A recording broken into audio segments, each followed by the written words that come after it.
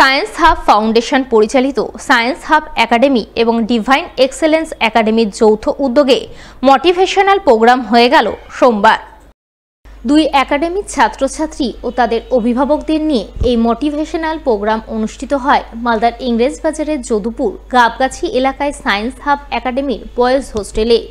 Motivational প্রোগ্রামে বিশিষ্ট শিক্ষকরা বক্তব্য রাখেন, যা ছাত্রছাত্রীদের উজ্জ্বল ভবিষ্যৎ গড়তে ভীষণভাবে অনুপ্রাণিত করে।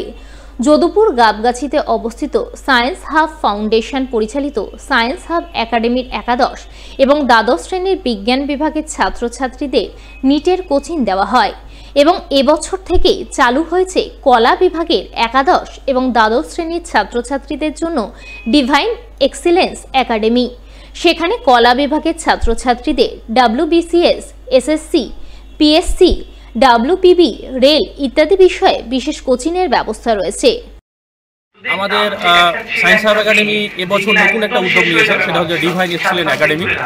সায়েন্স একাডেমির যেটা ছিল আর কি 11-12 নিটের 11-12 এবং 11-12 থেকে নিটের কোচিং, সেটার সাথে সাথে ডিভাইন এক্সেলেন্স একাডেমি এবছর থেকে সায়েন্সের পাশাপাশি আর্টসে একটা আলোড়ন সৃষ্টি করতে যাচ্ছে, যেখানে 11-12 আর্টস বিভাগ করানো হবে এবং সাথে সাথে তাদেরকে 11 থেকেই WBCS, রেল, PSC এরকম বিভিন্ন রকমের এক্সামের প্রিপারেশন দেওয়া হবে।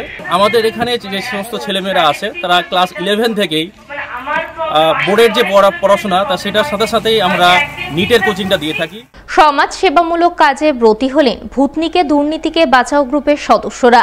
সোমবার তারা এক রক্তদান শিবির আয়োজন করলেন মালদার মানিকচক ব্লকের ভূতনির দক্ষিণ চণ্ডীপুর গ্রাম পঞ্চায়েত অফিসের সামনে।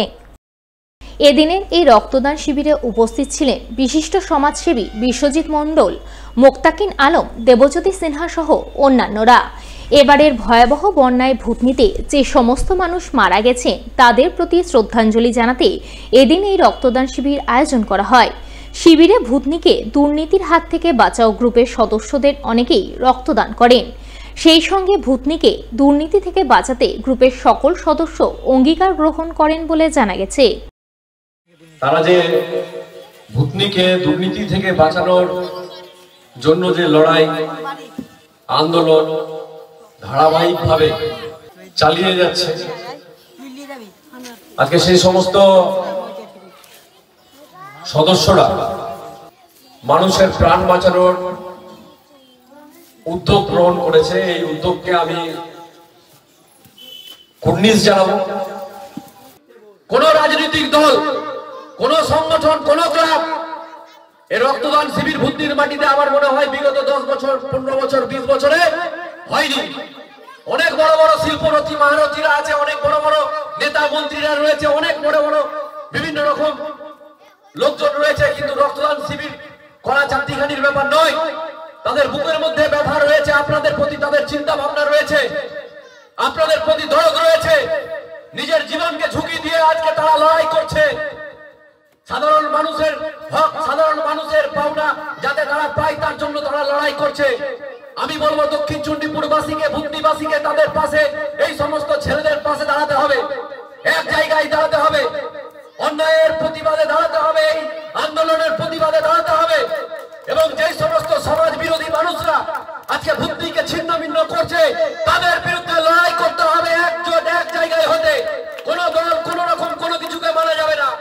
প্রয়াত বিশিষ্ট সমাজসেবী কমল কুমার ঘোষ ওরফে ভুটু ঘোষের মৃত্যুবার্ষিকী রবিবার সমাজ সেবামূলক কর্মসূচি পালন করলেন মানিকচকের বিধায়ক সাবিত্রী মিত্র। এদিন তিনি নিজ উদ্যোগে মানিকচক ব্লক কমিউনিটি হলে দুস্থদের মধ্যে শীতবস্ত্র বিতরণ কর্মসূচি আয়োজন করেন। কর্মসূচির প্রথমে প্রয়াত বিশিষ্ট সমাজসেবী ভুটু ঘোষের প্রতিকৃতিতে শ্রদ্ধাঞ্জলি নিবেদন করেন। এরপর তিনি এক এক করে মোট 500 জন অসহায় পুরুষ মহিলার হাতে শীতবস্ত্র কম্বল তুলে দেন এবং আগামীতে মানিকচক বিধানসভার বিভিন্ন এলাকায় এই কর্মসূচি রূপায়ণ করার কথা জানান। 22 নভেম্বর এটা দেওয়ার কথা ছিল। যে কম্বলটা আমি দিতে চেয়েছিলাম সেই কম্বলের কোয়ালিটিটা খারাপ এসেছিল, ফলে আবার ওটা সুইয়াপুর থেকে গিয়ে পাল্টে চেঞ্জ করে নিয়ে আসতে টাইমটা দেরি হয়ে গেল। তাই আজকে সেগুলো মানুষের কাছে গ্রামের, আমার তো মানিকচকে একটা পরিবার, আমার একটা কোনো পরিবার নাই, সেই জন্য এখানে পরিবারের মানুষের কাছে এখানে আজকে 500 হবে। আর সকাল থেকে আমাদের মালদা সমিতি ক্লাব দিয়েছে 300,